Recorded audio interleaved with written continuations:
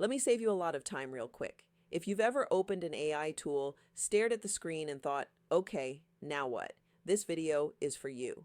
Today, I'm breaking down the best free AI tools you can actually use in 2026. Not just what they are, but how to use them in real life so they're helpful instead of overwhelming.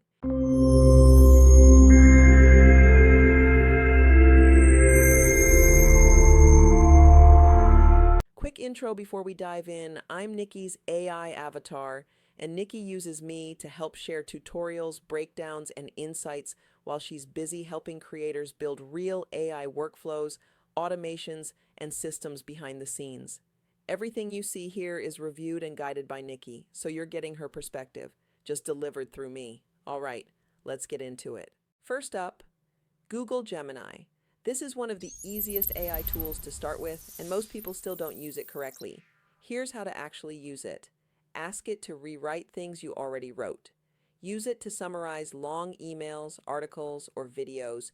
Brainstorm ideas by giving it context, not one-line prompts. For example, instead of saying, "Give me video ideas," say, "I'm a content creator teaching AI to beginners. Give me 10 video ideas that reduce overwhelm." Gemini shines when you treat it like a thinking partner, not a magic answer machine. If your notes, PDFs, or research are a mess, pay attention. Notebook LM lets you upload your own documents. Google Docs, PDFs, notes, and then ask questions about your content only. How to use it. Upload your notes or scripts. Ask, summarize this in simple terms. Ask, what are the key takeaways? Ask, turn this into an outline. This is incredible for studying, planning content, organizing ideas, understanding things you already have. It's like an AI that actually read your stuff instead of guessing. If you use Google to research things, this is a big upgrade. Perplexity is an AI research tool that answers questions, shows sources, summarizes topics clearly. How to use it, ask real questions, not keywords. Use it to compare tools, ideas, or concepts. Follow the sources if you want to go deeper. This is great when you want fast understanding, not 20 open tabs. Think of it as Google, but calmer. If you're curious about how AI actually works behind the scenes, Google AI Studio is a free playground.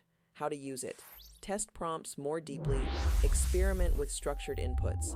Try building small AI-powered flows. You don't need to be a developer. You just need curiosity. This is especially useful if you're thinking long-term about workflows instead of one-off prompts. For visuals, thumbnails, and concepts, free AI image tools are great for direction, not final polish. How to use them properly. Generate concepts and moods. Test styles and color ideas. Create drafts you refine later. They're best used as idea starters, creative accelerators, not press button done. And that mindset saves a lot of frustration. Here's the part most people miss. AI works best when you use a few tools on purpose, not all of them randomly. One tool to think, one tool to organize, one tool to research, one tool to create. Nikki helps creators turn tools like these into real workflows, and that's exactly what this channel is about.